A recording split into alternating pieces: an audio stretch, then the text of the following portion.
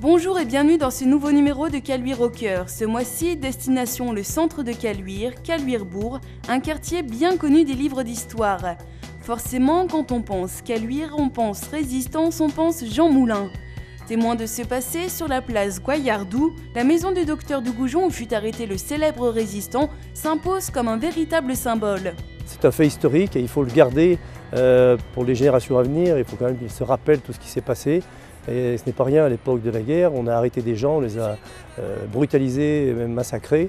Il est important que les jeunes se rappellent tout ce qui s'est passé ici. C'est quand même une histoire de notre ville qui est très importante.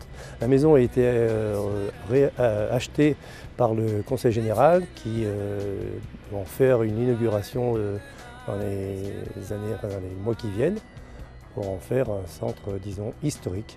Noyau de la résistance, Caluire-Bourg a aussi, comme beaucoup d'autres quartiers, un passé agricole.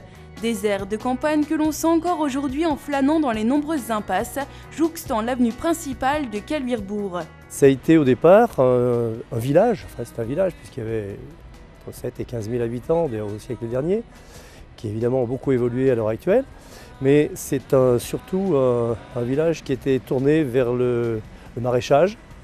Énormément de maraîchers, même en plein centre de Caluire, il y avait encore deux maraîchers. Dans le centre de Caluire, les autres étaient un petit peu sur les quartiers un petit peu extérieurs de la ville. Il y avait une activité importante de petits artisans aussi, qui étaient axés sur le bourg. Il y avait énormément de commerce.